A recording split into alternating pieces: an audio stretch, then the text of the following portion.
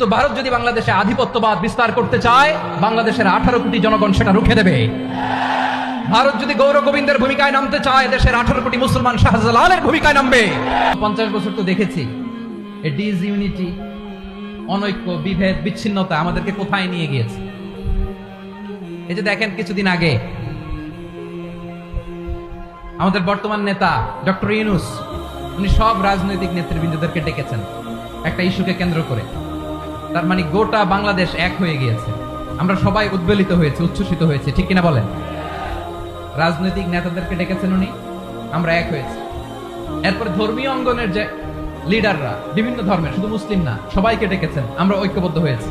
এটাকে বলে national unity, জাতীয় ঐক্য।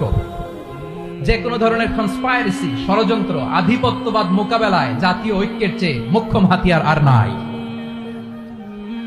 আমাদের একটা প্রতিবেশী দেশ আছে, আমরা আমাদের দেশ নিয়ে যত ভাবি, তারা তার চেয়ে বেশি ভাবে।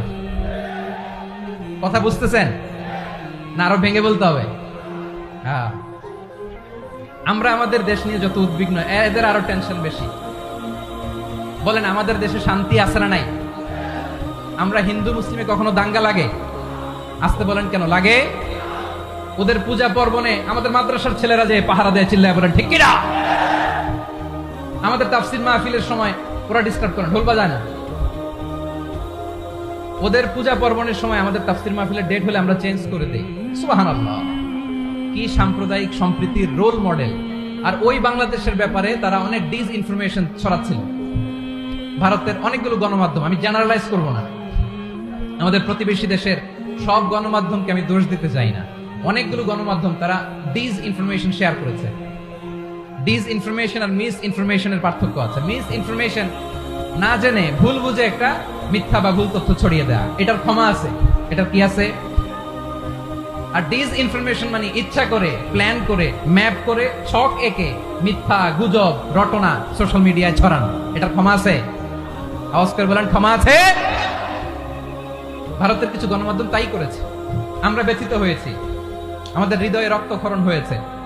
আমাদের প্রতিবেশী দেশকে বলতে চাই, আমাদের দেশ নিয়ে আপনাদের ভাবার দরকার নাই। নিজের চরকায় তেল দেন, নিজের দেশ নিয়ে ভাবেন।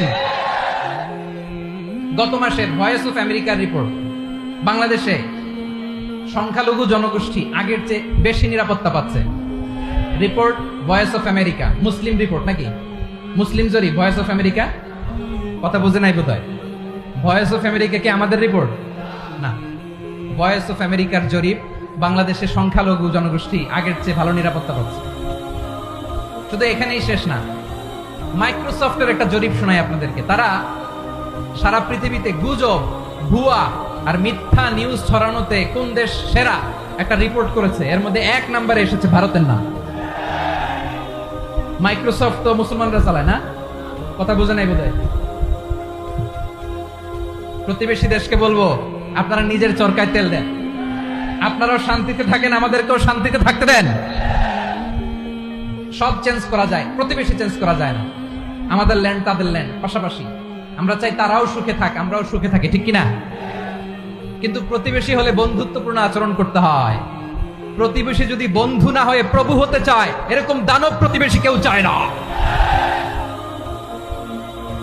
ভারত যদি বন্ধুত্ব উপহার দেয়, আমরাও বন্ধুত্ব দিব।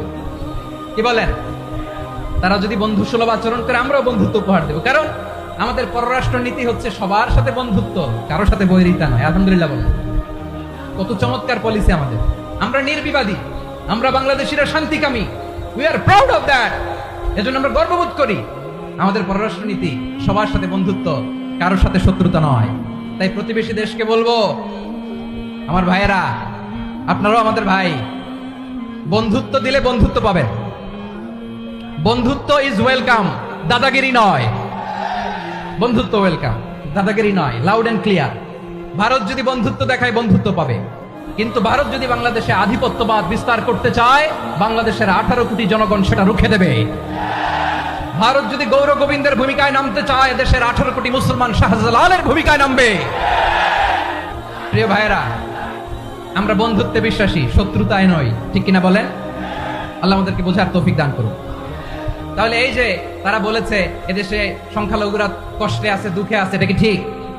বলেন এটা কি ঠিক না? তারা ডিস ইনফরমেশন শেয়ার করেছে, এটা ঠিক নয়। আমার প্রতিবেশী বন্ধু রাষ্ট্রকে বলবো আপনারা এটা করবেন না, এটা করবেন না। আমরা শান্তিতে আছি, আপনারাও শান্তিতে থাকেন, আমাদেরকেও শান্তিতে থাকতে দেন। এই যে চিটাগাংয়ের অ্যাডভোকেট আলিফ হত্যাকাণ্ডে গোটা বাংলাদেশ আমরা ধৈর্যের পরাকাষ্ঠা দেখিয়েছি, চিল্লায় বলেন ঠিক কিনা? আমাদের নেতা আমাদেরকে ডেকেছে, আমরা শান্ত থেকেছি। আমরা শান্ত থাকতে চাই, আমরা ঐক্যবদ্ধ থাকতে চাই। যে কোনো ষড়যন্ত্র রুখে দেওয়ার জন্য ঐক্যবদ্ধ প্রচেষ্টার কোনো বিকল্প নাই। এবার আওয়াজ করে পেকুয়ার ভাইয়েরা বলেন, আমরা ঐক্যবদ্ধ জীবনযাপন করতে চাই কি চাই না? আল্লাহ তাআলা সে নির্দেশনাই দিচ্ছেন।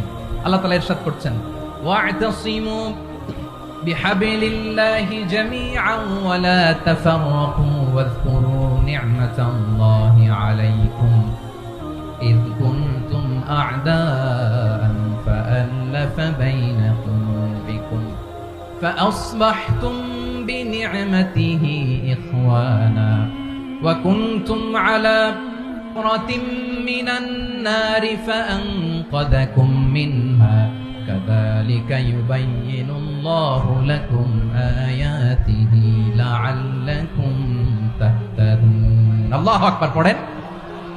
আল্লাহ বললেন, ও গোলামেরা শোনো, ওয়াতাসিমু বিহাবিলিল্লাহি জামিআ, ও আমার গোলামেরা সবাই মিলে আল্লাহর রশিকে আঁকড়ে ধরো।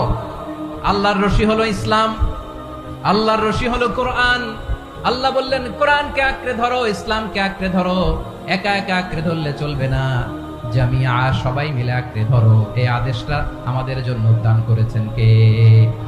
আল্লাহ তাআলার নির্দেশ, ওয়াতাসিমু বিহাবিলিল্লাহি জামিআ, সবাই মিলে আল্লাহর রশিকে আঁকড়ে ধরো। হাবলুল্লাহ মানে আল্লাহর রশি। হাবলুল্লাহ মানে কি? রশি। এই হাবলুল্লাহ আল্লাহর রশি বা আল্লাহর রজ্জু দ্বারা উদ্দেশ্য হচ্ছে ইসলাম। আল্লাহর রশি দ্বারা উদ্দেশ্য কি? তাফসিরে অনেক ব্যাখ্যা এসেছে। এই এরকম পরিস্থিতিতে তাফসিরের সূক্ষ্ম সূক্ষ্ম বিষয়গুলো আমরা শোনাতে চাই, কিন্তু পরিবেশ হয়ে ওঠে না। আল্লাহর রজ্জু বা আল্লাহর রশি দ্বারা উদ্দেশ্য হচ্ছে ইসলাম। আল্লাহর রজ্জু বা আল্লাহর রশি দ্বারা উদ্দেশ্য হচ্ছে কোরআন। কারণ কোরআন আমাদেরকে ঐক্যবদ্ধ করে, ইসলাম আমাদেরকে ঐক্যবদ্ধ করে। চিল্লায় বলেন ঠিক কিনা?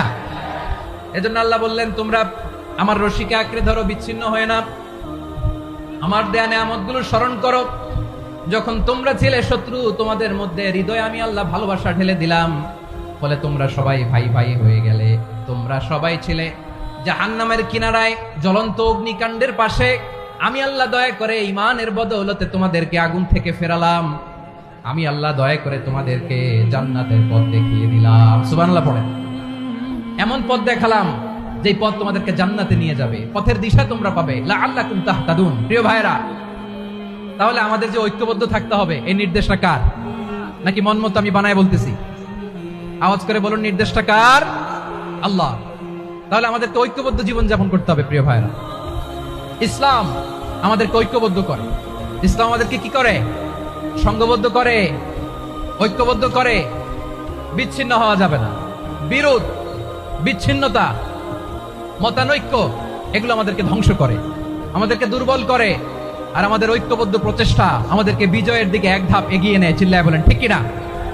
এজন্য আল্লাহ বললেন, ওয়াতাসিমু বিহাবলিল্লাহি জামিআ, তোমরা আল্লাহর রশিকে আঁকড়ে ধরো, তোমরা ঐক্যবদ্ধ জীবন যাপন করো, তোমরা বিচ্ছিন্ন হইও না। বিচ্ছিন্ন হইলে লস, ঐক্যবদ্ধ হলে সেখানে কল্যাণ আছে না নাই?